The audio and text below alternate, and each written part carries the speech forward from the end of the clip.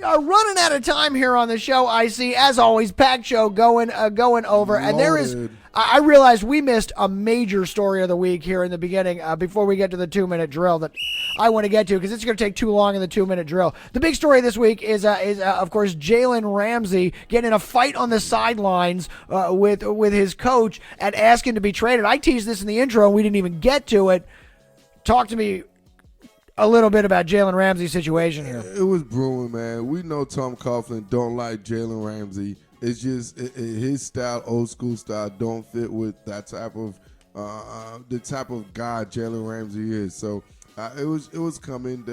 It now is just coming at a time where it's forcible now. It's becoming a trend. Now the NFL guys are requesting things. They're requesting trade, similar to the NBA thing. Yeah, we talked about it this summer. It's the NBA-ification exactly of the NFL. Exactly. So now the guys aren't happy.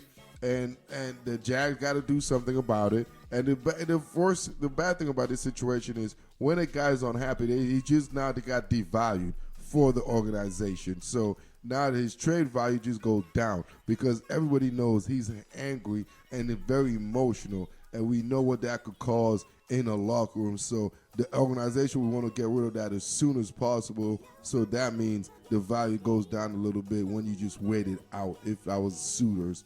So, yeah, Jalen Ramsey, tough corners in the game. So let's talk about the suitors because he is the top corner in the game. This is a guy going on the market whose skills almost anybody can use, especially teams that want to get to the Super Bowl or think they got a shot at the Super Bowl. Some of the big names being tossed around here are the Chiefs, are Philly, are Seattle. What do you see happening here? Definitely. I think that those teams make sense because all three of those teams have high aspiration as far as going to the Super Bowl, and he will be an integral part in getting over that hump in that particular organization's mindset. And as far as the Chiefs, obviously they got to counter what New England have done. This is all about countering because their biggest stands between them and the Super Bowl is the Patriots. Is Andy Reid? Oh, sorry, my bad. Patriots. And the Patriots have just, I think the Patriots more than Andy Reid. Andy Reid add a little bit. Makes it tougher, but I suppose it is the Patriots. That makes more sense. So in a sense, I see with the Patriots the addition of AB. Now they have 3 receivers, and it would be lovely to have a guy like, hey, Jalen Ramsey to be like, hey, you go against AB and lock him down. And that'd be a luxury because right now, Rashad Breeland, who I know about as a Redskin fan, I see him and the young kid they have over there, Joey Ward. I don't necessarily think they are Super Bowl championship type corners.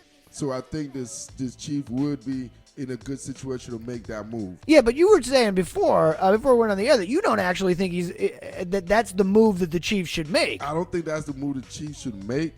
But I think the move, that's the sexy move. You know, that's what everybody wants to make. But I think if the Chiefs are in a situation, they should really go to Arizona and look for Pat Pete. I know the NFL, he's coming through the suspension for the PEDs of that nature. And I don't care about the PEDs, man. I drink coffee, man, when I go to work, man. That's damn PEDs. But don't, you know what I'm saying? That's my enhancer. It's all good, Pat. Sometimes the guru got to take a little bit of, a brown alcohol before I go to the ladies' house. Hey, man, I got to do something. Say enhancer. Hey, so Pat Pete took a little enhancer. That don't mean nothing. Pat Pete is still the best man-on-man corner in the game, and I don't think he will cost as much as Ramsey, especially when right now with that PEDs and him getting suspended 6 games, his value is definitely depreciated. So you have a guy when he's so low for the value, but his level of play is still elite in this game. So I think organization-wise, that will make sense for the Kansas City Chiefs. So that would leave Ramsey to go elsewhere. Now, that makes sense to me, too, because that's a team that wants to win right now, and it's a situation where I don't know if they could bring him in. Like you always say that players win games, chemistry wins championships. Or teams win games, chemistry wins championships. So that leaves Ramsey out there. The other 2 big suitors that everyone's talking about are Philly and Seattle on opposite sides. Now, I think he could end up at either one of these teams.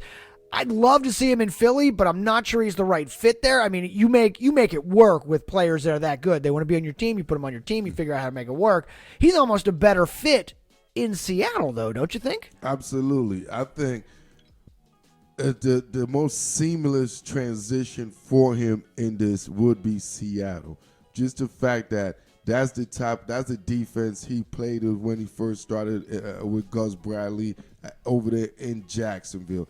That's the defense he was having great success with. So he would come here with the same language as something he don't have to. It could be a quick simulation as far as what to do.